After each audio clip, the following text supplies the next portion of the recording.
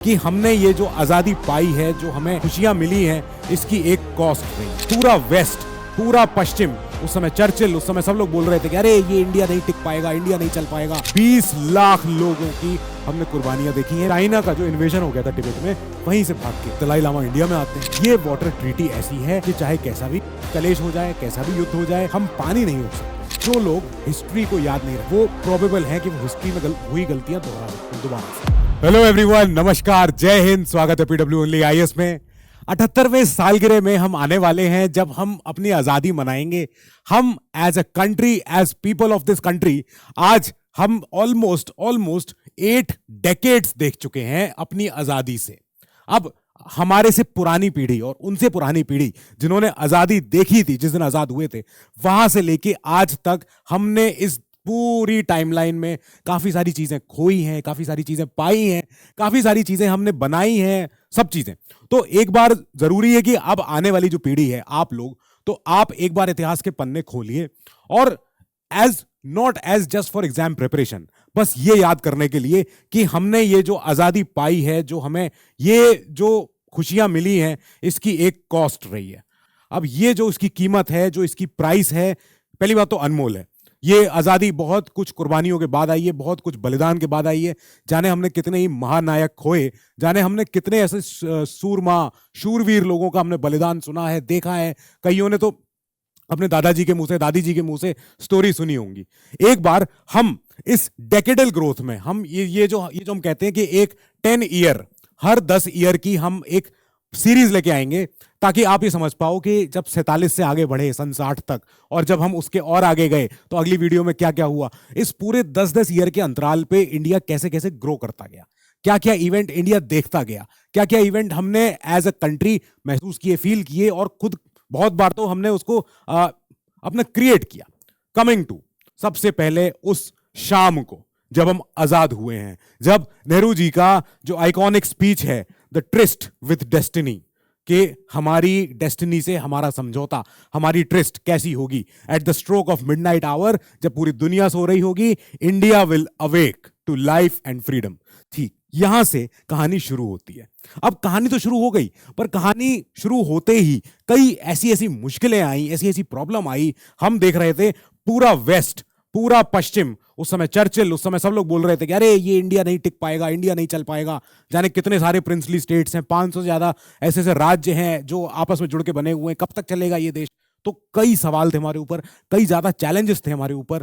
पर आज हम 78वां सालगिरह मना रहे हैं, पूरा देश एक होके 15 अगस्त पे हम सुनेंगे प्राइम मिनिस्टर मोदी जी का जब स्पीच हम सुनेंगे, जब लाल किले के प्राचीर से, तो हम रियलाइज करेंगे कि हमने क्या पाया है, और हमने इस जो पाने के पीछे जो हमने कुर्बानियां दी हैं, एक बार हम उस कुर्बानियों को रिकलेक्ट करते हैं, याद करते हैं।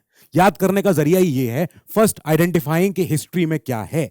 हिस्ट्री में हमारे आजाद होते ही ऐसे ऐसे हमने ऐसे रूप देखे थे, ऐसे जो बहुत ही हमारा ब्लैक पीरियड रहा है, जब हमने ऑलमोस्ट 20 लाख लोगों की हमने कुर्बानियां देखी हैं बिकॉज ऑफ बॉर्डर का ट्रांसफर होना।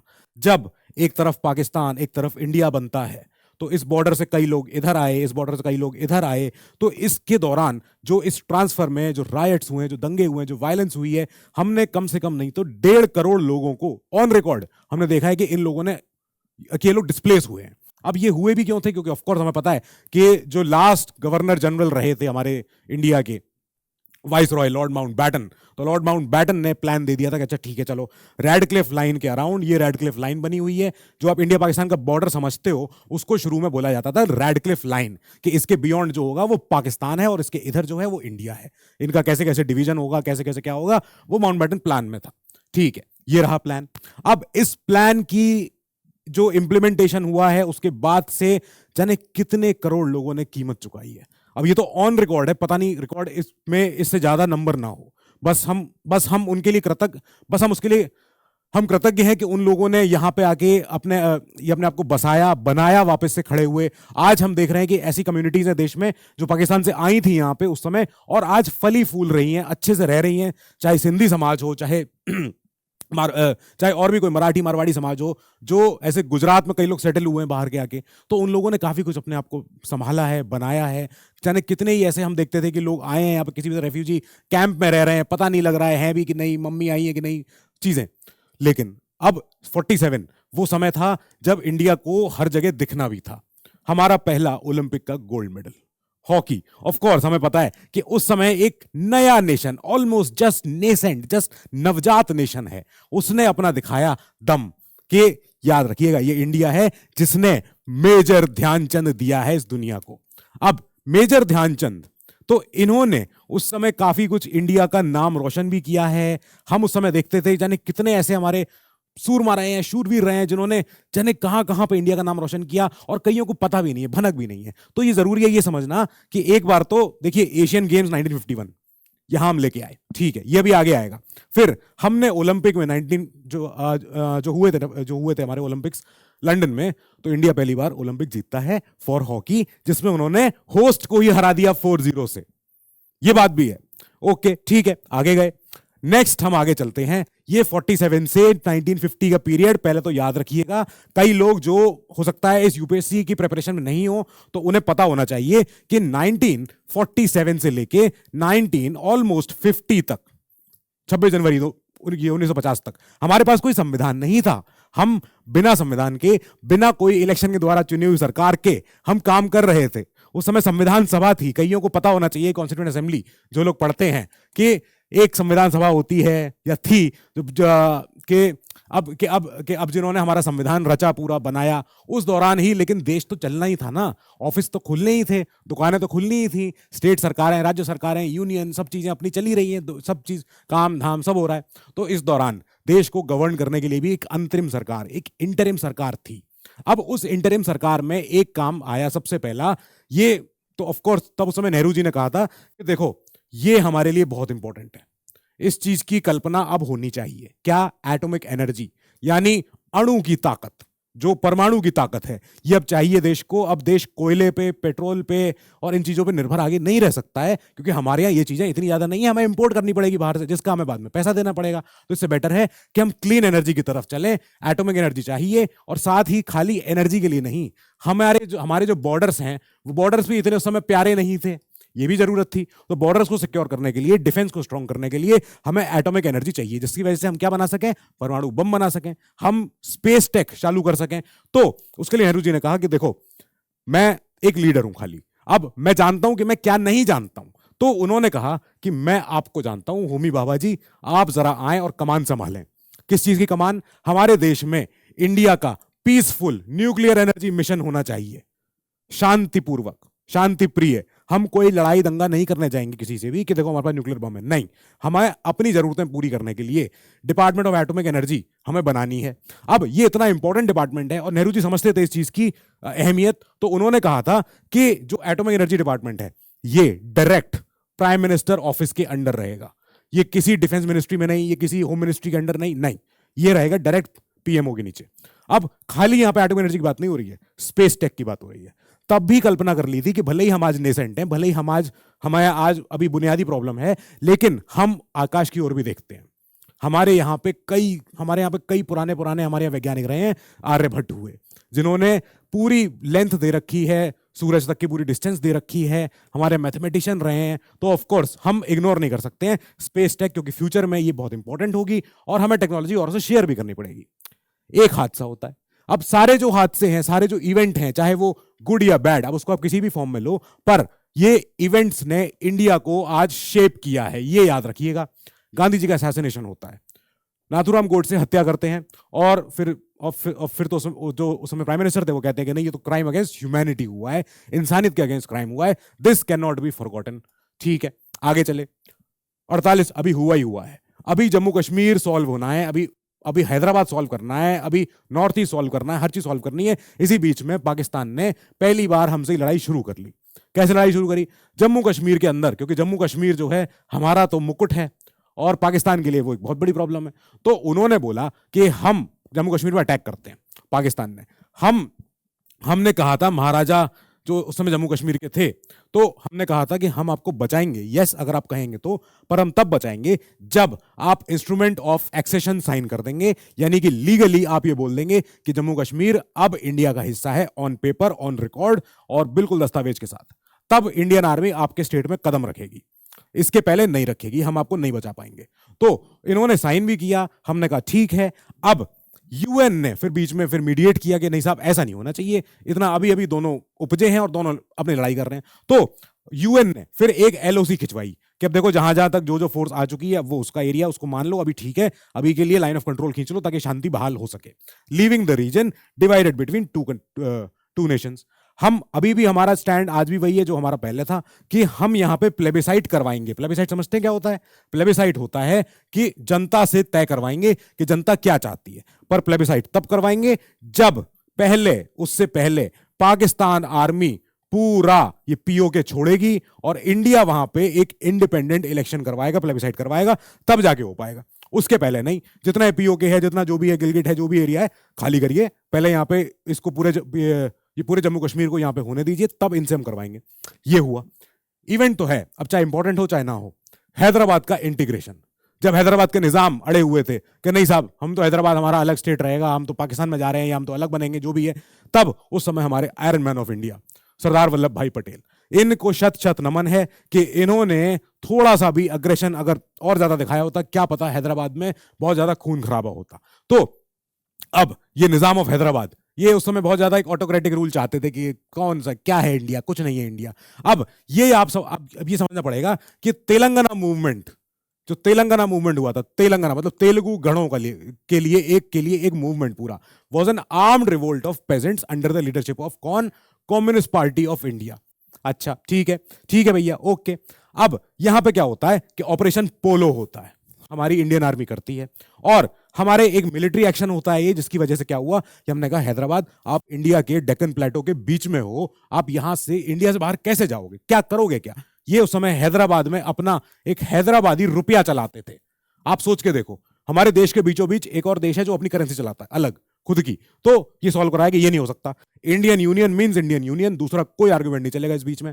ये हुआ एक बार, इनको जब हमने इंटीग्रेट किया उसके बाद याद आया कि हमारा जो देश का सबसे बड़ा सेंट्रल बैंक है, जो काफी पहले ही बन चुका था, अब जो आपको याद आना चाहिए, अगर आप में से कुछ लोग यूपीएससी की तैयारी कर रहे हो तो आपको पता होगा कि आरबीआई एक बहुत पुराने एक्ट की वजह से आ चुका था, पर तब तक जो सेंट्रल बैंक था, जिसको आपको अगर यहां दिखेगा क्वीन के फरमान से, क्वीन, ठीक है, पुराना है, चलिए ठीक है। अब क्या हो रहा है कि उस समय तक इस सेंट्रल बैंक में प्राइवेट ओनरशिप थी, प्राइवेट शेयर होल्डर्स, तो हमने बोला कि नहीं, आरबीआई क्योंकि एक सेंट्रल बैंक है, ये देश की मॉनेटरी पॉलिसी, ये देश की फिस्कल पॉलिसी, इसके साथ अलाइन होना चाहिए। सरकार के अगर खर्चे हैं, सरकार के अगर कुछ और अगर कोई बचत करनी है, कुछ और करनी है, तो ऐसा नहीं हो सकता कि कुछ प्राइवेट शेयर होल्डर जो सेंट्रल बैंक में अपनी इक्विटी रखते हैं, जो सेंट्रल बैंक में अपना इन्वेस्टमेंट रखते हैं, तो वो लोग बोले आरबीआई को कि नहीं तुम सरकार के साथ मत जाना। ये नहीं हो सकता।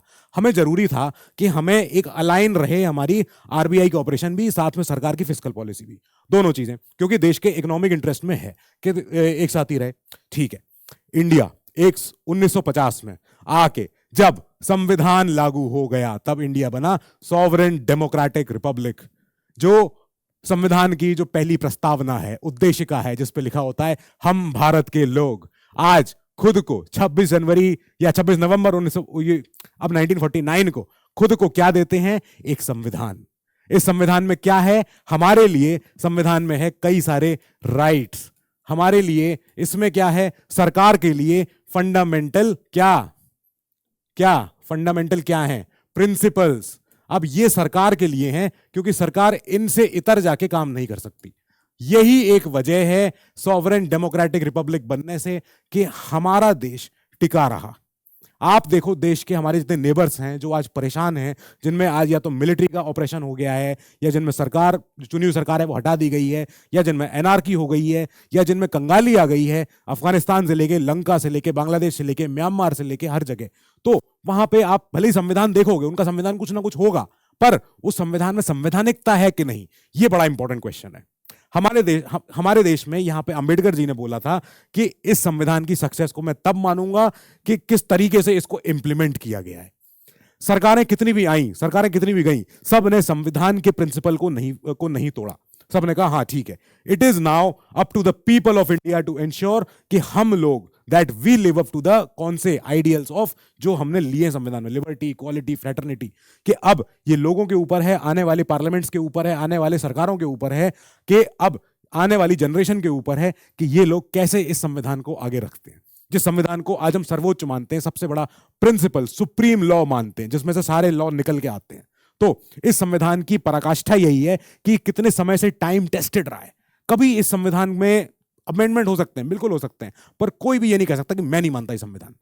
हर किसी को मानना पड़ेगा, चाहे वो संविधान में बिलीव करे ना करे, संविधान उसके लिए काम करता है। तो ये एक बहुत बड़ा लैंडमार्क मोमेंट था 26 जनवरी, जब हमें पता है कि इस दिन संविधान हमारा लागू हो गया था, संविधान बन के रेडी हो चुका था। जो संविधान सभा ने दस्तखत कर दिए थे 26 नवंबर 1949 को, पर एक वजह से हमने 26 जनवरी चुना है। वो वजह याद है क्या आपको? वो वजह थोड़ी हिस्टोरिकल है। उसमें एक किस्सा भी, एक्चुअली वो इंपॉर्टेंट है वो किस्सा। अब उसमें एक नदी के किनारे पहली बार झंडा फहराया गया था भारत माता का, और वो कांग्रेस का एक सेशन हुआ करता था उस दिन पे, 26 जनवरी, काफी पीछे 1930 लगभग के आसपास। जरा आपको याद आए तो वो नदी मुझे बताना, वो कौन सी नदी थी। अगले चीज पे चले, जब हम आजाद हुए हमने कहा इलेक्शन करा लेते हैं, सरकार बना लेते हैं। नेहरू जी सरकार बनाते हैं, प्राइम मिनिस्टर बनते हैं, और इन्होंने कहा कि देखो सुनो, अभी देश इस समय नया नया है, विकासशील है, अब बहुत सारी चीजें संभालनी है, बहुत सारी काम करने हैं। तो इन्होंने कहा कि एक काम करते हैं, प्लानिंग कमीशन जैसा एक कुछ बॉडी बनाते हैं। ये बॉडी क्या करेगी? ये बॉडी सोचेगी, थिंक टैंक है ये बॉडी मार्च 15 1950 को बन के आती है, ठीक है। अब प्लानिंग कमीशन ने हर बार हर 5 साल में 5 ईयर प्लान दिए हैं कि साहब कैसे कैसे करें, कि साहब जो पहला 5 ईयर प्लान होगा उसमें हम करेंगे एग्रीकल्चर पे काम, दूसरा 5 ईयर प्लान जब आएगा तब देखेंगे। तो अगला जो 5 ईयर प्लान जब आया सेकंड वाला, तब उन्होंने कहा कि अब बात करेंगे हैवी इंडस्ट्रीज पे, अब बात करेंगे भारत हैवी इलेक्ट्रिकल्स पे, अब बात करेंगे कि हैवी मेटल कैसे बनाएंगे, बड़ी बड़ी मैन्युफैक्चरिंग, सीमेंट की इंडस्ट्री, ये इंडस्ट्री। तो प्लानिंग कमीशन ने 12 5 ईयर प्लान दिए हैं, ठीक है। चलो कुछ कुछ में बीच बीच में रोलिंग प्लान भी बीच बीच में अपडेट होते गए, ठीक है। पर एक बार 2014 के बाद से प्लानिंग कमीशन को बोला गया थैंक यू, अब नए कमीशन की जरूरत है जिसका नाम है NITI Aayog, national institution for transformation of India, for transforming India. तो फाइनली मतलब एक प्लानिंग कमीशन जिसने मेहनत कर करके इतना सब कुछ दिया, अब उनको टेक ओवर किया है नीति आयोग ने, जिसने अब कमान संभाली है कि अब एक नया भारत है, एक नया युग है। Now we need to talk more and beyond 5 साल। अब हमें 15 साल का, 20 साल का प्लान सोचना है, ठीक है। एक और जिसने इंडिया की फॉरेन पॉलिसी को बताना शुरू कर दिया कि इंडिया कैसा देश रहा करेगा वर्ल्ड स्टेज पे। एक बार कोरिया वॉर हो रहा था, जो अपना नॉर्थ कोरिया साउथ कोरिया, ये बिल्कुल चाइना के पीछे है, बिल्कुल किनारे है एकदम, यहां पे 2 कोरिया हैं, ये नॉर्थ कोरिया है, ये साउथ कोरिया है। लड़ाई हो रही थी आपस में। ये जो आप रेखा देख रहे हो, ये रेखा वैसे तो देखो एक डीएमजी पैरेलल इसके जाती है, ठीक है। अब ये जो रेखा बनी हुई है काली वाली, तो ये है डीएमजी, यानी कि डीमिलिटराइज्ड जोन। इसमें कोई भी सेना तैनात नहीं होती है, जो सेना रहेगी वो इसके या तो पीछे होगी या इसके ऊपर होगी। ये 2 देश हैं आपस में लड़ाई कर रहे थे, तो ऐसे में साउथ को सपोर्ट कर रहा था यूएस, और ऊपर से सपोर्ट आ रहा था ऑफ कोर्स हमारा, पता है हमको, चाइना। अब एक तरफ हमारा पड़ोसी है और एक तरफ बहुत ही बड़ा उस समय इकोनॉमी है, तो हम कैसे सपोर्ट करें, हम कैसे क्या करें। तो हमारे सामने उसी समय क्वेश्चन आया कि हाउ डू वी स्टैंड, हम खड़े कैसे होंगे। तब प्राइम मिनिस्टर नेहरू जी ने बोला कि इसका सबसे आसान तरीका है, सबसे सीधा तरीका है कि हम पहले तो बात करेंगे शांति की, केवल दूसरी कोई बात नहीं करेंगे। तीसरी चीज, हम अपना एक ऑटोनॉमस स्टांस लेंगे, हमें किसी से कोई हमें इन्फ्लुएंस नहीं करेगा, हम अपने फैसले खुद ले सकते हैं। और हमारे फैसले पहले क्या थे कि हम अलाइन नहीं होंगे किसी भी एक तरफ। अलाइनमेंट हमें ऐसा नहीं चाहिए, नहीं, हम न्यूट्रल रहेंगे, शांति की बात करेंगे, यूएन में हम सपोर्ट देंगे, पीस कीपिंग मिशन के लिए देंगे। हम जहां भी डायलॉग, जहां भी बैठ के बातें करवानी है, हम शिमला बुला लेंगे, दिल्ली बुला लेंगे, बेंगलोर बुला लेंगे, हमारे बैठ के बातें करो, पर शांति से बात करो, बहाल हो, देखो शांति बहाल हो, दोनों देशों में इकोनॉमी वापस से चालू हो सके, दोनों देश वापस से देखो शांति की तरह अपना रह सकें। यही था, आपको अगर याद होना चाहिए, संविधान सभा में एक बार नेहरू जी का भाषण था जिसे हम याद करते हैं ऑब्जेक्टिव रेजोल्यूशन के नाम पे, याद आया, जिसमें ऑब्जेक्टिव रेजोल्यूशन में नेहरू जी ने 14 पॉइंट दिए थे, 14 पॉइंट। अब इन 14 पॉइंट में काफी कुछ चीजें थी। तो इसमें था कि देखो देश जो है हमारा वो विकासशील तो होगा ही होगा, वो वर्ल्ड स्टेज पे अपनी पोजीशन लेगा, जो उसका ग्लोरियस पास्ट रहा है हमारा लेंगे, लेकिन शांति से लेंगे, सिविलाइज्ड मैनर में लेंगे, जैसे सिविलाइज्ड नेशन बात करते हैं हम वैसे बात करेंगे, हम ऑपरेसर एग्रेसर नहीं बनेंगे। तो इस तरीके से हमारी एक चीज क्या डिजाइन होने लगी, हमारी फॉरेन पॉलिसी। और ये फॉरेन पॉलिसी आज तक चल रही है। ये फॉरेन पॉलिसी में आप देखोगे इसमें ज्यादा बदलाव नहीं है। अभी आप रशिया यूक्रेन वॉर देख रहे हो, तो इस हमारे रशिया यूक्रेन वॉर में हम दोनों तरफ डील कर रहे हैं। हमको दोनों तरफ से बात करनी, क्योंकि यूक्रेन में हमारे काफी सारे बच्चे भी हैं, रशिया में हमारे काफी सारे बच्चे भी हैं जो वहां पढ़ाई कर रहे हैं, तो उनको बचाना, उनको वापस लाना। और रशिया से हमारी आर्म्स डील होती है, यूक्रेन में भाई यूक्रेन से हमारा काफी कुछ हमारा एक्सपोर्ट होता है वहां पे, तो इंपॉर्टेंट है कि हम दोनों देशों से डील करें। इजराइल फिलिस्तीन, हम टू नेशन थ्योरी की बात करते हैं, हम बात करते हैं शांति की बात करते हैं। इजराइल हमारा बहुत अच्छा एलाय है, टाइम टेस्टेड एलाय है। तो जब कोई नहीं था तब इजराइल था एक समय पे, इसलिए अब इंपॉर्टेंट है कि हम अपने नॉन अलाइंड मूवमेंट की बात चालू रखें। इसी बीच में एक बैड न्यूज आती है कि हमारे आयरन मैन ऑफ इंडिया अब नहीं रहे हैं, और दिसंबर 15, 1950 को जो हमारे देश के आर्किटेक्ट हैं, एक्चुअली में हमारे मॉडर्न इंडिया के जो आर्किटेक्ट हैं, सरदार पटेल जी का निधन हो जाता है। और एक बहुत ज्यादा बड़ा लॉस था ये उस समय देश के लिए, एक पिवटल लीडर, एक आयरन मैन, सरदार। तो जब इनकी डेथ होती है तो देश एकदम शॉक में चले जाता है, और हमारा पॉलिटिकल लैंडस्केप काफी कुछ चेंज होने लगता है। इसके बाद से हम देखते हैं काफी सारे इवेंट्स बहुत तेजी से, जो पहले सरफेस के नीचे नीचे रहा करते थे, वो उभरने लग जाते हैं। तो ये हमारे देश के आंतरिक मामलों की बात बता रहा हूं। ठीक है, फाइनली हमारे देश का पहला आम चुनाव शुरू होता है फॉर लोकसभा। अब जब ये आम चुनाव शुरू हुआ, इसी को बोलते हैं जनरल इलेक्शन। पहली बार लोगों को वोट देने का अधिकार मिल रहा है। किनको? सबको, जो यूनिवर्सल एडल्ट फ्रेंचाइज के अंदर आता है, यानी सब एडल्ट्स के लिए, सब वयस्कों के लिए फ्रेंचाइज, यानी कि वोट देने का अधिकार, चाहे ठप्पा लगा के, चाहे कोई और मोड से। पर उस समय तो जनरल तौर पे ठप्पा ही था। लोगों को बैलेट पेपर मिलता था, पर्ची मिलती थी, उस पे जाके अपनी स्याही से मोहर लगा के उसमें डालते थे बैलेट बॉक्स में। तो आप सोचो, जो आबादी थी वोट देने लायक, उसमें से 62.2% लोगों ने आगे वोट दिया है, 62% से ज्यादा। आज भी हम इस रिकॉर्ड को मानते हैं, बहुत बड़ा रिकॉर्ड है पहले इलेक्शन में। और ये तब की बात है जब उस समय वेस्ट कहता था कि अरे कौन सा इंडिया है, क्या इंडिया है, चल नहीं पाएगा इंडिया तो टिक ही नहीं सकता है, हो ही नहीं सकता इंडिया जैसा देश कभी टिक पाए 10 साल 15 साल और। तो हमने प्रूव करना शुरू किया कि देखो ऐसे होता है इलेक्शन। हर जगह डाइवर्सिटी है, हर जगह लोगों के अपने अपने कल्चर हैं, लैंग्वेज है, रिलीजन है, खान पान है, सब कुछ है। लेकिन हमारे देश में एक चीज का जिसका पालन हुआ अच्छे से, वो था हमारे देश में सिस्टम पे लोगों का विश्वास, सिस्टम पे ट्रस्ट। हमने इस ट्रस्ट को उस दिन सामने आता हुआ देखा जब इतने करोड़ों वोटर्स में से 62% से ज्यादा लोगों ने आके यहाँ पे वोट डाला, पहली बार सरकार चुनी। उससे पहले तो क्या होता था कि जो अमीर है, जो इतना कम से कम ग्रेजुएट है, जो इतना एजुकेटेड है, वो वोट दे तो दे, नहीं तो बाकी मत दे, विमेन को अधिकार नहीं है, ये नहीं है। अंग्रेजों के टाइम में तो यही होता था। अंग्रेजों ने जब जरा वोट देने का अधिकार दिया भी, तो कैसे दिया कि कोई साहूकार होगा वो वोट देगा, या जिसके पास कम से कम इतनी प्रॉपर्टी हो तो वो वोट देगा। तो उन्होंने तो अपने लिए एक क्लास बना के रखी थी। हमने कहा नहीं, ये इंपॉर्टेंट है कि देश के हर वर्ग के हर इंसान के लिए, जो वयस्क हो, जो एडल्ट हो, उसको वोट देने का हक मिला। हमारा काफी कुछ, हमारा जैसे कहते हैं कि हमारा एक तरीके से हमने प्रूव कर दिया सिस्टम को या पूरे वर्ल्ड को कि देखो हम चल पा रहे हैं और हम चलेंगे।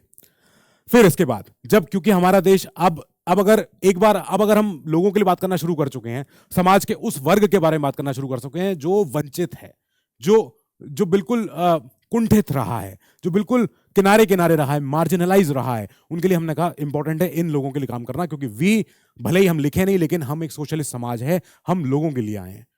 पीपल, हम for the people, of the people, by the people है हम सरकार। तो भूदान मूवमेंट, ग्रामदान मूवमेंट, आप यहां फोटो देख रहे हो विनोबा भावे जी की, तो इन्होंने एक बहुत बड़ा मूवमेंट शुरू करवाया। क्या मूवमेंट था? जो उस समय आपको पता होंगे, जमींदार कई सारे जिनके पास 500 बीघा जमीनें हैं, 500 हजारों एकड़ जमीन है उनके पास है, ऐसे साहूकार, ऐसे धन्ना सेठ, कई सारे लोग। तो हमने जाके उनको पहले प्यार से समझाया, अभी प्यार से समझाया जा रहा है, अभी देखना आगे क्या होता है। तो भूदान मूवमेंट में पहली बार विनोबा भावे जी ने एनकरेज किया लोगों को, लैंड ओनर जो हुआ करते थे, बड़े जिनके पास अकूत संपत्तियां थी, कि आप अपनी लैंड डोनेट कर दो, आपको इतने की जरूरत नहीं है, आपको इतना नहीं चाहिए। कई ऐसे हैं जो लैंडलेस हैं। एक गांव में अगर पॉपुलेशन है मान लो 1200 घरों की, ठीक है 1200 घर हैं यहाँ पे। अब इन 1200 घरों में से कुल 2 या 3 घरों के पास संपत्ति है बेहिसाब, अब बाकी जितने लोग हैं, चाहे वो कोई भी जात के हों, चाहे कोई भी धर्म के हों, उनको खाने पीने के लाले हैं, 2 वक्त की रोटी नहीं मिल रही है। तो विनोद भाभी जी ने बोला कि ये इंपॉर्टेंट है, हम ग्रामदान मूवमेंट हो, चाहे हम ये भाई जो अपना भूदान मूवमेंट हो, हम इन 1200 में से जो मेजॉरिटी है, जो 99.999% जो लोग हैं, उनके लिए हम काम करना शुरू करें। तो अब क्या हुआ, हम आपसे परसुएड कर रहे हैं, प्यार से कह रहे हैं, हाथ जोड़ के विनती कर रहे हैं कि ये पूरे पूरे गांव के लोगों को, जो गांव के बड़े बड़े प्रधान हुआ करते थे, उनको कि आप कलेक्टिवली आप डोनेट कर दो और मैनेज कर दो लैंड को फॉर कम्युनल बेनिफिट, प्लीज, सबके लिए जरूरी है ताकि सब खा सकें। क्यों? इससे क्या अचीव होगा? इससे अचीव होगा सोशल जस्टिस, सामाजिक न्याय। वो व्यक्ति जिसके पास ये जो हिस्सा, अगर जिसके पास 2 वक्त की रोटी नहीं है, उसको ये नहीं पता है कि कल सुबह मुझे खाना कैसे मिलेगा, अगर हम उसके लिए कुछ जमीन का कुछ अगर ऐसा कुछ कर सके बंदोबस्त कि वो अपना हल चला ले, अपना किसानी कर ले, तो इससे बढ़िया क्या बात है कि वो अपने घर के लिए भरण पोषण अपना शुरू कर सके। तो जरूरी है कि जो उस समय जो समाज में इनइक्वालिटी बनी हुई थी लैंड की खासकर, उसको हम सॉल्व करें। अभी इस पे और आगे होगा, क्या बात होगी अभी इस पे बात होगी जब आगे अमेंडमेंट होता है, वो आगे अभी आएगा। अब रेलवे का राष्ट्रीयकरण हुआ, बैंक्स का नहीं हुआ, पहले भी रेलवे का हुआ है। रेलवे को देखा, हमने कहा अरे अच्छा, अभी तो कुल मिला के 55,000 किलोमीटर की हमारी रेलवे लाइन बिछी हुई है, अच्छा ठीक है, पर इस रेलवे लाइन में ऐसे 42 डिफरेंट रेलवे कंपनियां हैं। तो इनको पहले बोला तुम सब पहले सरकार के अधीन आओ, इधर आओ, इतने सारे तुम तो इकलौते तुम ही हो जो देश की आम जनता को इधर से उधर लेके जाते हो। तो अगर तुम 42 प्राइवेट अगर तुम कंपनियां चलोगे, तुम तो मनमाना किराया लोगे, नहीं, ये नहीं होने देंगे। तो रेलवे नेटवर्क जो था अक्रॉस द कंट्री, हमने बोला कि हम करते हैं आपको रीऑर्गेनाइज। कैसे करेंगे? हम बनाएंगे 6 रीजनल जोन बनाएंगे, north zone, north central zone, south zone, west zone, ऐसे करके। अभी तो 16 हो चुके हैं, ठीक है, पर उस समय के हिसाब से 6 से हमारा काम चल गया, ठीक है, हो गया। कैसे कैसे? एडमिनिस्ट्रेटिव पर्पसेस के लिए बनाया था, ताकि प्रशासनिक काम हो सके, ठीक है, अच्छा ये नॉर्थ का जोन हो गया, ये सेंटर का जोन हो गया, ईस्ट का हो गया, वेस्ट का हो गया, ये साउथ का हो गया, ऐसे करके हमने बना लिया, ठीक है। लो भैया, अभी तो 18 हो गए, ये हो गया। अब 1,30,000 किलोमीटर की हमारी रेलवे लाइन बिछ चुकी है, 1.3 लाख। कहां से शुरू हुए थे हम? 55,000 किलोमीटर से। बस कोई बड़े से बड़े शहर जोड़ दिया आपस में, हमने कह दिया अभी तो इतना हो पाएगा, धीमे धीमे हो रहा है। तो काम करना तो शुरू हो चुका है, काम चालू हो गया, ठीक है। अब रेलवे लाइन चाहिए, इतने बड़े बड़े डिपार्टमेंट ऑफ एटॉमिक एनर्जी चाहिए, ऐसे बड़ी बड़ी मशीनें चाहिए, प्लानिंग कमीशन चाहिए, उसके लिए क्या चाहिए? आईआईटी चाहिए। आईआईटी से मिलेगा क्या? आईआईटी से मिलेगा बेस्ट। क्या बेस्ट? बेस्ट हमारा क्या? टेक। हमें चाहिए टेक्नोलॉजी, है ना, हमें चाहिए साइंटिफिक टेम्पर के लोग, हमें चाहिए वो लोग जो देश के विकास में सहयोग दें, जिसकी वजह से भाई अब उसके लिए क्या चाहिए? अच्छा कॉलेज जहां पे स्टेम की पढ़ाई हो। स्टेम समझते हो अब क्या होता है? स्टेम, साइंस टेक्निक, ये रहा, इसको पहले हटाते हैं, इसको पहले एम लिखते हैं। तो अब इसको बोलते हैं साइंस, टेक्नोलॉजी, इंजीनियरिंग और मैनेजमेंट, मैथ्स। तो स्टेम जो पढ़ाई होती है उसके लिए एक आईआईटी हो। पहला आईआईटी खड़गपुर में बनता है। अगर आपको आईआईटी खड़गपुर की अगर आप अगर आप फोटो सर्च करोगे तो आपको जो सबसे बड़ी जो उनकी एडमिन बिल्डिंग है, मेन बिल्डिंग है, उस एडमिन बिल्डिंग के ऊपर आपको एक कोटेशन लिखी मिलेगी। बड़ी फेमस कोटेशन है, बड़ी पुरानी कोटेशन है, तब की लिखी हुई है। पता है क्या लिखा हुआ है ऊपर लिखा हुआ है dedicated to the service of the nation, कि देश की सेवा में डेडिकेटेड, देश की सेवा में तत्पर पूरी तौर से। तो पहला आईआईटी बना। आज 23 आईआईटी हो चुके हैं और स्टोरी अभी एंड नहीं हुई है, अभी स्टोरी और भी आगे चलेगी। ये पहला संस्थान था जिसने प्रीमियर इंजीनियरिंग अपना ये यहाँ पे पढ़ाई शुरू करवाई। एडवांस यहाँ पे टेक्निकल बातें होनी शुरू हुई कि कैसे कैसे आईआईटी हमारे बनेंगे, कैसे देश में सहयोग करेंगे। और आईआईटी में ही बात होती थी कैसे देश में और हमें आगे काम करना, इंपॉर्टेंट। तो ये हुआ, आगे गए हम। नागालैंड की एक इंसर्जेंसी। उस समय नॉर्थ ईस्ट में एक बहुत बड़ा स्टेट था आसाम। अब आसाम के अंदर उस समय मेघालय भी है, आसाम के अंदर ही उसमें और भी अरुणाचल भी है, और भी उसमें कई सारे और स्टेट थे जो आज नॉर्थ ईस्ट में 7 सिस्टर्स कहलाते हैं। तो आसाम के अंदर एक एरिया था, नागालैंड का एरिया था वो। अब नागालैंड में एक इंसर्जेंसी, एक वहीं पे एक आंतरिक, एक जैसे कहते हैं गृह कलेश शुरू होता है, और ये एक नागा नेशनल काउंसिल, एक एनएनसी के अंदर ये अब रेडी होने लगता है। तो इनको चाहिए था अपना सेपरेट एक इंडिपेंडेंट नागा स्टेट। अब आप ही समझो, जब आप नॉर्थ ईस्ट की बात करते हो तो नॉर्थ ईस्ट में हमें बहुत ध्यान से आगे चलना पड़ता है, क्योंकि बगल में चाइना है। अब अगर कोई बॉर्डर स्टेट जो चाइना से जिसका बॉर्डर है, अगर वो ये कह रहा है कि साहब हम तो अलग होंगे, आज तो तुम भले ही इंडिपेंडेंट स्टेट की बात कर रहे हो, कल को तुम अगर इंडिपेंडेंट कंट्री की बात करने अगर लग गए तो तो इसके लिए बहुत जरूरी है कि हम बहुत सतर्कता के साथ, बहुत कॉशन के साथ डील करें। अब ये मूवमेंट में थोड़ा बहुत तो देखो नेगोशिएशन भी हुआ, अनरेस्ट भी हुआ, इंडियन सरकार को आर्मी भेजनी पड़ी, असम राइफल्स को भेजना पड़ा, काफी कुछ होता है, प्रोलॉन्ग्ड होता है ये, लेकिन फाइनली जाके एक नागालैंड, नागालिम बन जाता है। फाइनली सरेंडर होता है नागालिम्स का, और ये कहते हैं कि अच्छा ठीक है हम सरेंडर कर रहे हैं, लेकिन हमारी कुछ मांगे देख लेना आप। तो फाइनली जाके नागालैंड क्रिएट होता है। अब जो हमने पीछे बात करी जब हम जमींदार की बात कर रहे थे, ये उन्हीं के लिए, उन्हीं के संदर्भ में ये क्या हुआ सर, जो हमने इतना बड़ा भारी संविधान की हमने बात करी कि साहब इतना अच्छा संविधान है हमारा, सब कुछ है, तो उस संविधान में पहली बार ही संशोधन आ गया। कैसे आया? First amendment, first CAA। ये क्या है सर, क्या हुआ? तो हुआ ये, आप ये समझो कि जब जमींदारों के पास 500 बीघा जमीनें हैं, ठीक है, उस समय तक अब जमींदार कह रहे हैं लाओ साहब क्या है संविधान में देखें। संविधान में उन्होंने देखा कि अच्छा राइट टू प्रॉपर्टी, तो यानी कि ये प्रॉपर्टी तो मेरी है, अब प्रॉपर्टी में मेरा अधिकार है। तो प्रॉपर्टी जब सरकार कह रही है कि आपको प्रॉपर्टी छोड़नी पड़ेगी, क्यों? क्योंकि हम एक एक्ट लाए हैं, लैंड रिफॉर्म्स एक्ट, ठीक है, कि लैंड में, जमीन में रिफॉर्म्स लेके आना चाह रहे हैं, बड़े लोगों से लैंड लेके बड़ा बड़ा जो हिस्सा है, हमने आपसे कह रहे हैं साहब आप 500 बीघा मत रखो, 30 बीघा रख लो, 30 एकड़ रख लो, 30 एकड़ में आपका भरण पोषण हो जाएगा, तब भी आप बड़े साहूकार माने जाओगे, कोई बात नहीं है। तो हम लैंड रिफॉर्म्स, कई सारे कानून लेके आए, स्टेट वाइज लेके आए, सेंटर वाइज लेके आए, सब कुछ लेके आए। अब जो जमींदार थे उन्होंने कहा अच्छा पर हमारे पास राइट टू प्रॉपर्टी भी है। तो जब ये राइट टू प्रॉपर्टी है, दैट मीन्स कि जैसे ही इस एक्ट के तहत सरकार ने किसी बड़े जमींदार की लैंड छीनी, ये लैंड ले गए इनसे, तो इतनी लैंड तो अब ले गए इनसे, इतनी इनके पास बची हुई है। अब ये जा रहे हैं सुप्रीम कोर्ट, ये जा रहे हैं हाई कोर्ट कि साहब देखो क्या हो रहा है, हमारी लैंड ले गए हमसे, हम 500 एकड़ की हमारे पास जमीनें थी, आज हमारे पास 50 एकड़ बचा है खाली। तो अब देखो, अब सरकार चैलेंज को, अगर सरकार को चैलेंज हो रहा है तो सरकार जाके कोर्ट लड़ेगी केस। अब वहां पे कोर्ट में बोला गया कि हाँ बात तो सही है, क्योंकि आपका राइट टू प्रॉपर्टी है भाई, ये सब जमींदारों का, तो जमींदारों का अगर राइट टू प्रॉपर्टी है, दैट मीन्स ये एक्ट बेकार है, दैट मीन्स फिर आप ले कैसे रहे हो? तो इसके लिए लाया गया क्या, एक फर्स्ट अमेंडमेंट संविधान में, जिसको हम बोलते हैं, हमने 9th शेड्यूल ऐड किया संविधान में। उस समय तक खाली 8 अनुसूचियां हुआ करती थी संविधान के लास्ट में। पहली अनुसूची शेड्यूल 1, शेड्यूल 2, शेड्यूल 3, शेड्यूल 4, ऐसी 9वीं अनुसूची जोड़ी गई। ये क्या है? 9वीं अनुसूची एक ब्लैक होल है। ब्लैक होल समझते हो क्या होता है? ब्लैक होल होता है जिसके अंदर अगर कोई चीज चली गई तो वो बाहर नहीं आ सकती, ठीक है। अब ब्लैक होल में अगर कोई हमने संविधान अगर 9वें शेड्यूल में कोई हमने एक्ट डाल दिया, इसमें लाके Andhra Pradesh land reform act, Bihar land reforms act, Tamil Nadu land reforms act, तो अब इस एक्ट को किसी भी कोर्ट में चैलेंज नहीं कर सकता कोई भी। बस ये था। तो ये एक सुरक्षा कवच था 9 शेड्यूल। किस लिए था? ताकि लैंड रिफॉर्म एक्ट जो बने हुए हैं वो बार बार चैलेंज ना हो। सरकार काम ही नहीं कर सकती, अगर हर दूसरे दिन केस पड़ ही रहा है तो काम कैसे होगा?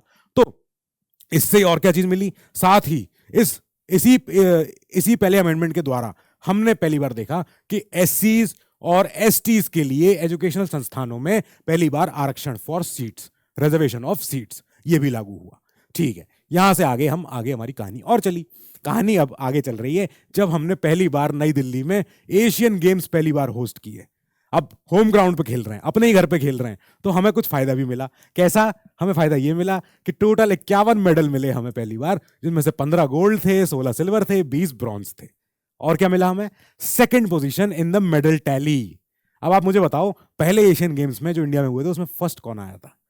अब एशियन गेम्स अगर हुए दैट मींस एशियन कंट्री होगी, तो एशियन कंट्री उस समय कौन थी जो स्पोर्ट्स में काफी अच्छी हो सकती है इंडिया से? गैस करो, आधा गैस आप कर चुके हो, मुझे पता है। ठीक है, अब नेशनल डेवलपमेंट काउंसिल, बड़ा बोरिंग सा नाम लग रहा है, ये क्या है? राष्ट्रीय विकास आयोग है, ऐसा कुछ होगा? नहीं, ये बहुत इंपॉर्टेंट है। इसमें क्या थे?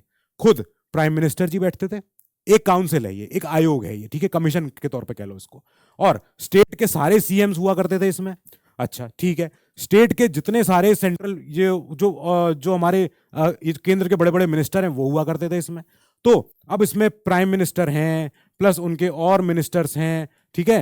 ये तो जैसे अब केंद्र में उस समय कौन है? डिफेंस मिनिस्टर, अपने फॉरेन मिनिस्टर, अपने फाइनेंस मिनिस्टर सारे, प्लस स्टेटों के, सारे स्टेटों के, चाहे उस समय स्टेट ऑफ बॉम्बे कह लो, स्टेट ऑफ बॉम्बे हुआ करता था, गुजरात महाराष्ट्र नहीं थे उस समय तक, ठीक है। स्टेट के सीएम सारे के सारे स्टेटों के, तो ये मिला के हमारा बना एक एनडीसी। पहली बार इन्होंने बैठ के बात करना शुरू किया कि सर हमारे सारे स्टेटों में पैसा चाहिए, हमारे इस फील्ड में पैसा चाहिए, उस सेक्टर में पैसा चाहिए, उस जगह के लिए चाहिए, रोड, हाईवे, रेलवे, जो भी है, सब चीज में पैसा लगेगा, पैसा बनाते हैं। तो बात हमारी विकास की होने लग गई। नाउ इंडिया का पहला इंडिविजुअल मेडल, अभी जो पहला मिला था इंडिया को, वो एक मिला था हॉकी के लिए, जो टीम को मिला था, फिर एशियन गेम्स में मिला, ये एशियन गेम्स थे। अब ओलंपिक में पहली बार 1952 में इंडिविजुअल मेडल हमारे इंडिया को मिला केडी जादव जी के द्वारा, जिन्होंने रेसलिंग में हराया था। तो रेसलिंग में इन्होंने हराया ओपोनेंट को, और पहली बार हमारा एक ओलंपिक में गोल्ड मेडल आया। Okay fine. फिर एयर इंडिया, जो उस समय, अभी बड़ा आयरॉनिक है ये, बड़ा देखो, अब इसे कहते हैं सर्कल ऑफ लाइफ, कि कैसे गोल घूम के वापस हम वहीं के वहीं आ गए। तो पहले एयर इंडिया जब सरकारी नहीं थी, तो उससे पहले तक टिल 1953 तक एयर इंडिया, अब ठीक है, इससे पहले तक क्या है, इससे पहले तक टाटा फैमिली चलाती थी। टाटा फैमिली बहुत बड़ा घराना है, जो काफी कुछ टाटा, जो अब देखो टाटा के अंदर उस समय काफी कुछ हुआ करता था। तो टाटा फैमिली के पास उस समय एयर इंडिया थी। हमने कहा नहीं नहीं नहीं, देखो ऐसा है, ये एक सेवा है, और ये देखो विमान सेवा है, जो अगर गरीब कोई व्यक्ति अगर कोई जाना चाह रहा है एरोप्लेन से, तो आपका तो फेयर अलग रहेगा, आपका तो किराया अलग रहेगा। तो जरूरी है कि सरकारी इसको एक सेवा हो एयर सेवा के लिए, ठीक है। तो सरकार को तो फिर सरकार ने इनको ले लिया एयर इंडिया को, ठीक है, बना दिया सरकारी। अब बाद में आफ्टर फाइनली 2022 में, अब इसे कहते हैं आयरॉनिक, कि जब टाटा ने वापस एयर इंडिया को खरीदा, कि थोड़ा चलाते हैं, क्योंकि देखो एयर इंडिया काफी सारे लॉस झेल रहा है। लॉस क्यों झेल रहा है? Because of so many competition, because of high flying rates, high flying rent, हर जगह का बहुत सारी चीजें हैं। तो इन्होंने कहा कि ठीक है, काम करते हैं, एयर इंडिया की बिडिंग कर देते हैं, टाटा वापस ले ले, और टाटा इसको प्रॉफिटेबल बनाए, टाटा इसकी सर्विसेज अच्छी करे, टाटा सब कुछ संभाले इसका वापस से। क्योंकि आपको तो ऑलरेडी पता है ये किन की फोटो है, ये आपको पता होने चाहिए, ये बहुत बड़े शख्सियत हैं, और टाटा फैमिली के तो बहुत बड़े नाम है ये। Now establishment of first backward class commission, पहला पिछड़ा आयोग, पहला पिछड़ा वर्ग आयोग। तो काका कालेलकर जी ये कई समय से मांग कर रहे थे, काफी बार कह चुके थे कि साहब देश 1953 आजाद हुए 6 साल हो चुके हैं, अब आगे बताओ, क्योंकि देश का बहुत बड़ा वर्ग है जो वंचित है, जो कुपोषित है, जो पीछे रह गया है, जो समाज के मॉडर्न लिविंग में अभी तक आगे नहीं आ पाया है, जिसको अपना प्रतिनिधित्व नहीं मिल पा रहा है। तो उनके लिए हम क्या एफर्मेटिव एक्शन लेके आ रहे हैं, हम उनको कैसे अब ऊपर लेके आएंगे। तो फाइनली हमने बोला कि ठीक है, आपकी बात बिल्कुल सही है, हम आपकी मांग को पूरा करते हुए आगे चल के मंडल कमीशन बनाएंगे। ये तो काफी आगे हो गया समय, तो ठीक है। फिर फाइनली हमने बोला कि ठीक है, अगर मंडल कमीशन की जो सिफारिशें हैं लागू कर देते हैं, जिसकी वजह से फाइनली ओबीसी को आरक्षण मिलने लगा। अब उसमें भी फिर आगे डिमार्केशन होता गया कि साहब कौन सा क्रीमी लेयर है, कौन सा नॉन क्रीमी लेयर है, जो भी है, ठीक है। पर समझने वाली बात यह है कि काका जी 1885 के जन्मे, तो इन्होंने काफी बार इन्होंने बोला भी कि देखो साहब बात करनी पड़ेगी, कई ऐसा वर्ग है जिसको समझाना पड़ेगा कि हम आपके साथ हैं। अब आंध्र प्रदेश, ये कहानी बड़ी रोचक भी है, बड़ी हादसा भी है इसमें, क्योंकि एक बहुत बड़े गांधीयन फॉलोअर थे पोटी श्रीरामुलु। अब ये तेलुगु थे, ये तेलुगु बोलते थे, तमिल नहीं बोलते थे। उस समय साउथ में एक स्टेट था बड़ा, मद्रास। अब मद्रास के अंदर तमिल लोग भी हैं, केरला लोग भी हैं, कन्नड़ लोग भी हैं, तेलुगु लोग भी हैं। तो अब क्या हो रहा है कि पोटी जी कह रहे थे कि साहब मेरे लैंग्वेज बोलने वाले लोगों के लिए सेपरेट स्टेट चाहिए। और इन्होंने जब बोला कि देखो मैं बहुत विनती कर रहा हूं, क्योंकि ये गांधीयन व्यक्ति रहे हैं, ये गांधी जी के आदर्शों पे रहे हैं, और आपको पता होना चाहिए पोटी जी वो शख्सियत थे जब गांधी जी ने कहा था कि मुझे अगर 10 पोटी मिल जाएं तो मैं अंग्रेजों को आज भगा दूं। ये बहुत बड़े लीडर थे। तो फाइनली इन्होंने काफी कुछ बोला कि देखो साहब मैं अपने गले में चप्पल लटका के घूमूंगा, मैं विरोध प्रदर्शन करूंगा, सब कुछ करूंगा, हम एक आमरण अनशन पे बैठेंगे, फास्ट अनटू डेथ, आमरण अनशन, भूख हड़ताल, नहीं खाऊंगा नहीं पीऊंगा। और 82 दिन हो गए इन्होंने खाना नहीं खाया, जिनकी वजह से इनकी मृत्यु हो गई। जब इनकी मृत्यु हो गई उस समय पे एक बहुत ही, जिसे कहते हैं डैमेज कंट्रोल के तौर पे, आंध्र प्रदेश पहली बार बनता है। State of Andhra Pradesh Madras state में से कट के अलग बनता है। मद्रास में से निकल गया आंध्रा, जिसको हम कहते हैं कि साहब पहला स्टेट था जो भाषाई आधार पे बना था। और उस समय कई बार कमेटी बनी, कोई जस्टिस के अंडर कमेटी थी, सबको लोग कह रहे थे कि नहीं नहीं भाषा के आधार पे नहीं, कल को कह देंगे धर्म के नाम पे हो जाओ, कल को कह देंगे ये वो, शुरू में बहुत मना हो रहा था। पर पोटी जी की डेथ के बाद ये क्लियर हो गया कि आंध्र प्रदेश बनाना पड़ेगा, नहीं तो देश में आगजनी, हिंसा, वायलेंस कुछ ना कुछ और बढ़ सकता है।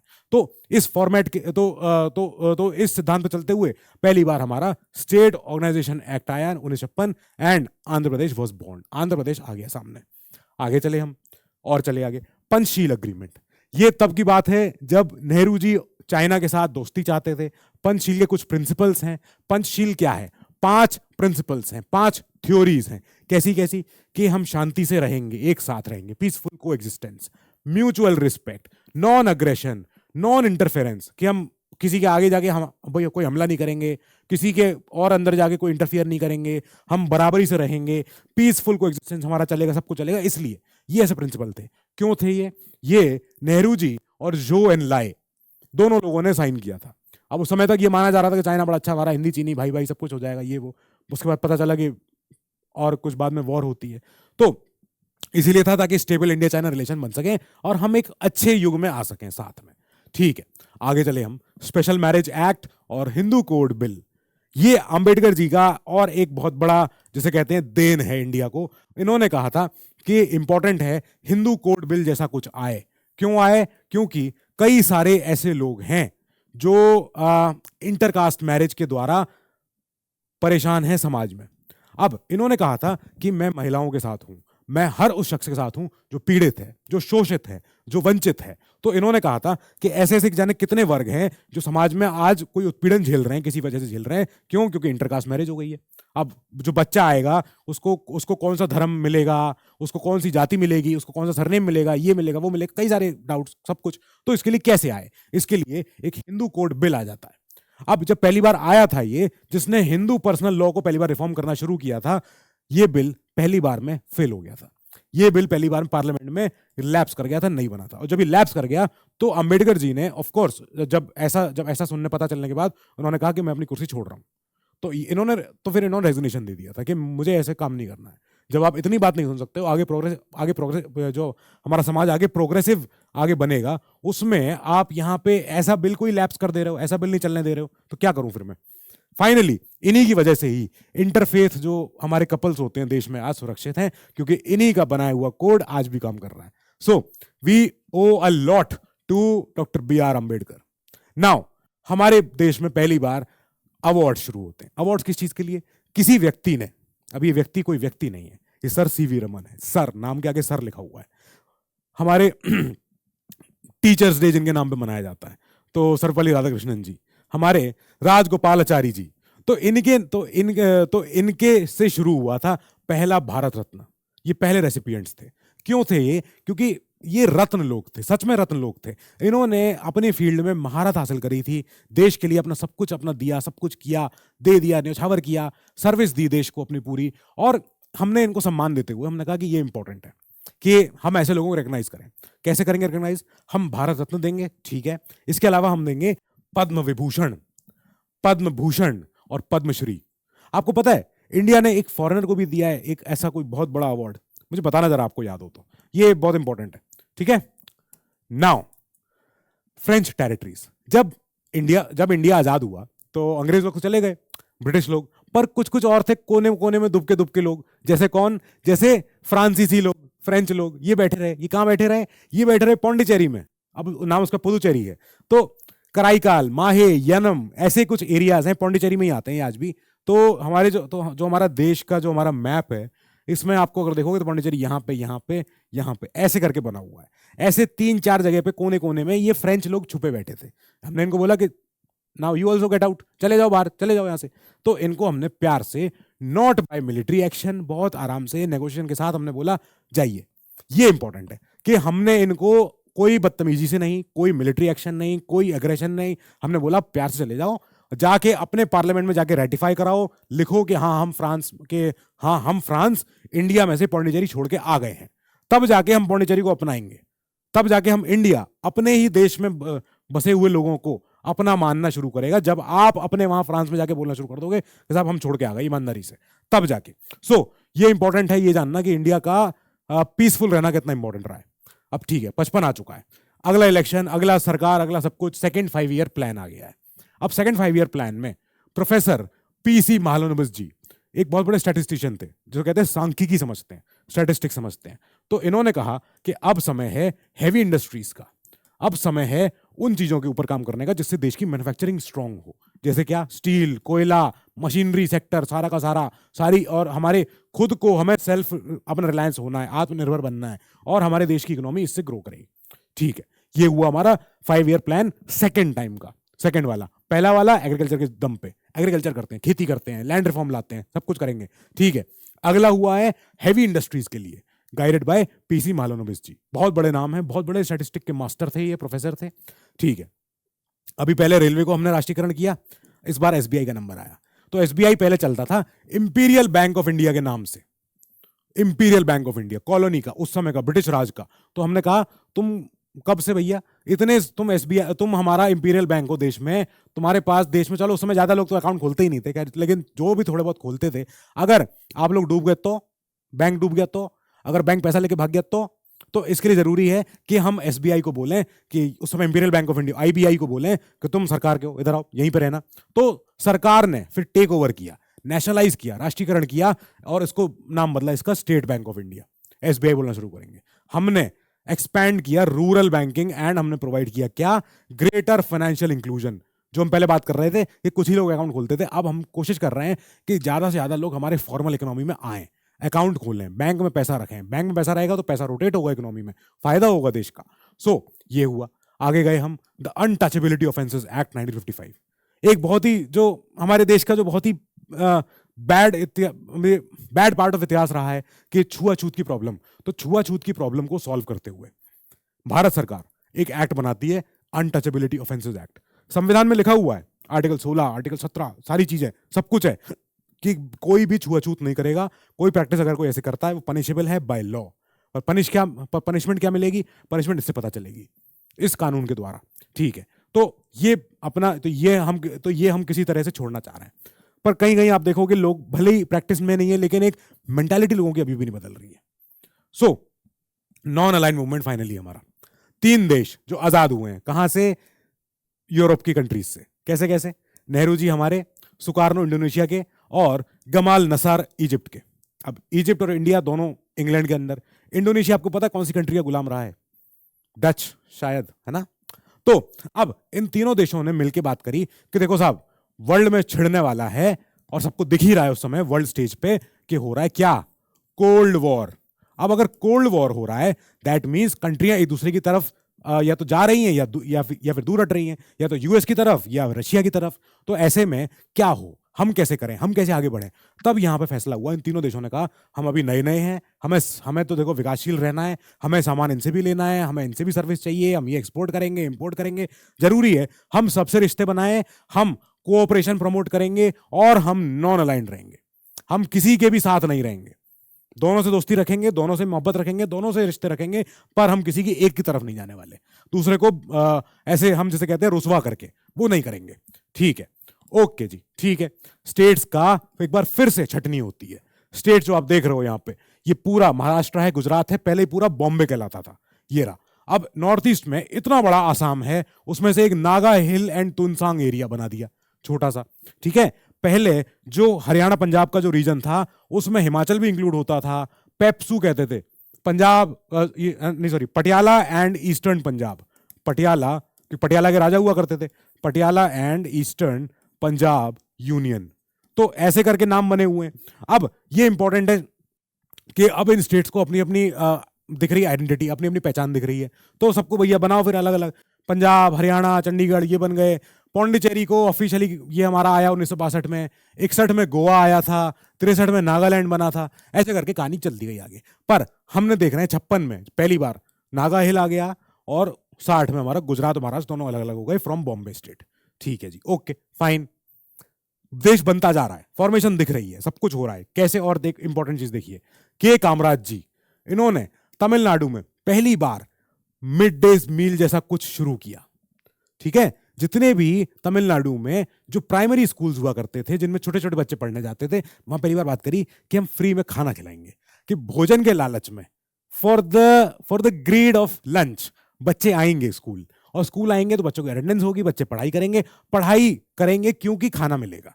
तो ये कितनी बड़ी बात है उस समय देश को, उस समय देश जब जूझ रहा है अपना किस हालात में 1956 में, तब कामराज जी ने सोचा कि मैं ये करूंगा, अपने स्टेट के जितने भी सरकारी जितने मेरे स्कूल हैं जहां बच्चे अभी तक एब्सेंट हो जा रहे हैं, आ ही नहीं रहे, पता नहीं क्यों नहीं आ रहे, क्या रीजन है नहीं मालूम, खाने के लालच में हो सकता है पेरेंट्स अपने बच्चों को भेजें कि जाओ जाके वहाँ अपना पढ़ाई करो, वहाँ खाना मिलेगा तुम्हें। तो मिड डे मील जैसा प्रोग्राम उस समय ही सोच लिया गया था, तभी से ही, और सोचा कितनी बड़ी बात थी ये। आज देखो पूरे देश भर में कितना बड़ा प्रोग्राम है ये। डीआरडीओ बनता है 1958 में कि डिफेंस रिसर्च डेवलपमेंट, हमारा देश का जो डिफेंस देखता है, स्पेस सेक्टर देखता है, हमारे आप देखो ब्रह्मोस जो मिसाइल है, अब इंडिया रशिया के कोलैब से बनी है ये, तो पहले तो इस मिसाइल की रेंज जो थी कुछ 200 किलोमीटर के आसपास थी, जो मारक क्षमता होती है कि मिसाइल यहां से लेके वहां तक जा सकती है। आज तो ब्रह्मोस की जो रेंज है बहुत लंबी है, 1000 किलोमीटर में है। तो आप देखो कि शुरुआत तो तभी से उसके बीज डालने शुरू हो चुके थे कि कैसे कैसे हम आगे बनाएंगे, और नए नए डिफेंस और नए नए प्रोजेक्ट जो जो बिल्कुल क्लोज भी रखने हैं, छुपा के रखने हैं, बताने भी नहीं है, क्योंकि CIA, KGB, सब चीज, मोसाद, सब सारे लोग सब तरफ हैं, तो छुप के भी रहना है, लेकिन अपने आप को बनाना है, स्ट्रांग बनाना है। वो भी हुआ, शुरू हो गया काम। आगे चले हम, टिबेटन रेफ्यूजी, चाइना में क्राइसिस हुई, क्या हुई, तिब्बत के जो दलाई लामा होते हैं उनके ऊपर शोषण शुरू हुआ। तो उन्होंने कहा कि क्या असाइलम मिल सकता है, असाइलम होता है शरण मांगना, तो शरणार्थी बन के इन्होंने हमसे मांगा, कई इधर उधर आसपास कंट्रियों से मांगा। हमने कहा दलाई लामा हैं, आप बहुत बड़े बुद्धिस्ट, आप मॉन्क हैं, आप आइए हमारे यहाँ, ठीक है। चाइना का जो इन्वेजन हो गया था तिब्बत में, वहीं से भाग के फिर दलाई लामा इंडिया में आते हैं। अब कई और भी टिबेटन्स थे उस समय के, जो तिब्बत के लोग, आप देखोगे दिल्ली में तिब्बत मार्केट होता है, कई कई और शहरों में तिब्बती लोग रहते हैं अलग अलग अपने कॉलोनी में, मोहल्ले में, कहीं भी। तो ये लोग हमारे इंडिया में शरण मांगते हुए उस समय आए थे। अब दलाई लामा भी थे उसमें, वो भी आए। अब कई लोग इधर उधर आसपास और निकल गए, कोई नेपाल चले गए, कोई भूटान चले गए, कोई बांग्लादेश, कोई म्यांमार, कोई थाईलैंड, वियतनाम, लोग चले गए अपने अपना जहां जहां जिसको मौका मिला। लेकिन दलाई लामा और इनके काफी सारे अनुयायी इंडिया में ही हैं, इंडिया में ही रहेंगे, ठीक है, जब तक इनका मन कर रहा है। पंचायती राज एट नागौर, तो भले ही आप पंचायती राज सिस्टम यूपीएससी के लिए जब पढ़ते हो तो आप पढ़ते हो कि हाँ 73वां संशोधन हुआ था, 74वां हुआ था 1992 में, ठीक है, पर नहीं, पंचायती राज जैसा प्रोग्राम, क्योंकि गांधी जी की कल्पना थी ये कि मेरा भारत गांव में बसता है, तो गांव के लोग अपने आप डिसाइड करें कि उन्हें क्या चाहिए, शहर के लोग अपने आप लोकल स्तर पे सोचें कि उन्हें क्या चाहिए, रोटी, कपड़ा, मकान, मेला, कुछ और मार्केट, कुछ और ये, कुछ पार्किंग, कुछ भी चीजें। तो ये लोकल समस्याएं हैं। लोकल समस्याओं का इलाज कौन करेगा? लोकल लेवल की गवर्नमेंट, ये वाली पंचायत, छोटी ग्राम सभा, अपना जिला परिषद, ये चीजें। तो पहली बार जो बनी वो नागौर राजस्थान में, जिसमें खुद प्राइम मिनिस्टर नेहरू जी भी गए थे। इन्होंने कहा ये हमें जाना चाहिए, बहुत बड़ा इवेंट है ये, 50 साल पहले का वो ऐतिहासिक पल, और नागौर में देश की पहली पंचायत। तो यहाँ लोग आए, सरपंच बैठे यहाँ पे, गांव या जो अपने गांव के प्रधान होते हैं वो बैठे अपने। इंडस वाटर की ट्रीटी, ये एक ऐसी ट्रीटी है जो टाइम टेस्टेड है। इंडिया ने पाकिस्तान से कितने युद्ध करे होंगे? 47, 48, 60, अपना 65, 99, उसके बाद ये बालाकोट स्ट्राइक। तो ये जो हमारी टाइम टेस्टेड जो हमारी एक ट्रीटी है, इतने सारे युद्धों के बाद भी ये ट्रीटी नहीं टिकी, ये नहीं बदली। ट्रीटी क्या है कि वर्ल्ड बैंक के सामने हमने हस्ताक्षर किए थे, इंडिया पाकिस्तान ने दोनों ने, कि हम क्या करेंगे, हम वेस्टर्न रिवर्स को इंडिया को ये नहीं सो पाकिस्तान को दे रहे हैं, और इंडिया को देंगे ईस्टर्न रिवर्स। ये क्या है सर? अगर आप देखोगे इंडिया का मैप, कुछ अगर ऐसा मैप है जिसमें इधर पाकिस्तान है, जिसमें इधर इंडिया है, तो अब कुछ कुछ नदियां हैं जो इधर जा रही हैं, ठीक है, ऐसी ऐसी ऐसी, और कुछ नदियां हैं जो ऐसी ऐसी जा रही हैं, ऐसी ऐसी जा रही हैं। तो हमने जो वेस्टर्न नदियां हैं, पश्चिमी नदियां हैं, वो हमने दे दी पाकिस्तान को, और हमने अपने पास रखी ईस्टर्न वाली। अब ये वाटर ट्रीटी ऐसी है कि चाहे कैसा भी कलेश हो जाए, कैसा भी युद्ध हो जाए, हम पानी नहीं रोक सकते हैं, पानी रोकना भी नहीं चाहिए, ठीक है। ये ट्रीटी प्लेड अ की रोल इन मेंटेनिंग क्या? In maintaining peace and order between India and Pakistan, ठीक है, ये हुआ है। अब हालांकि अब बात हो रही है कि ठीक है, सब हम जो अपनी तरफ की ईस्टर्न नदियां हैं, हम उनके ऊपर क्या बनाएंगे? Hydel projects. अब ऑफ कोर्स जब जैसे हमारा पड़ोसी है वो तो परेशान होगा ही होगा। सो ठीक है, अब ये स्टोरी तो अभी यहां पे पहला दशक खत्म हो रहा है, अभी 1960 है, इंडिया का अभी अभी बस अब बनना शुरू हो रहा है। अब इंडिया आगे उभरना शुरू होगा जब हम अगले वीडियो में 1960 से आगे चलेंगे। तो हमने अभी 1947 से लेके 1960 के ऐसे वो पल याद किए हैं जिसने हमारे आगे आने वाले फ्यूचर को शेप देना शुरू किया। 1960 से आगे शुरू होगा हमारा अगला मिशन। 1970 में हमारे आएंगे, हमारे जब हम पढ़ेंगे ग्रीन रेवोल्यूशन पढ़ेंगे हम, फिर 71 में हमारा बांग्लादेश भी आएगा, वो भी तो हम देखेंगे, पूरा आएगा। इस सीरीज में, इस वीडियो में तो हम यही बात करेंगे हिस्ट्री की बात करना इंपॉर्टेंट इसलिए होता है, जैसा आसिम सर कहते हैं, जैसा अभिषेक सर कहते हैं, सोनिया मैम कहती हैं, कि जो लोग हिस्ट्री को याद नहीं रखते हैं वो प्रोबेबल है कि वो हिस्ट्री में हुई गलतियां दोहरा सकते हैं दोबारा से। अब इसलिए हिस्ट्री को याद रखना ज्यादा इंपॉर्टेंट है, समझना कि गलतियां पहले क्या हुई थी अब आगे ना हो। विद दिस हम इस सीरीज में इस पहली वीडियो को आज यहीं समाप्त करते हैं। मिलते हैं आपसे अगली वीडियो में। Till then you keep studying, stay safe, good luck.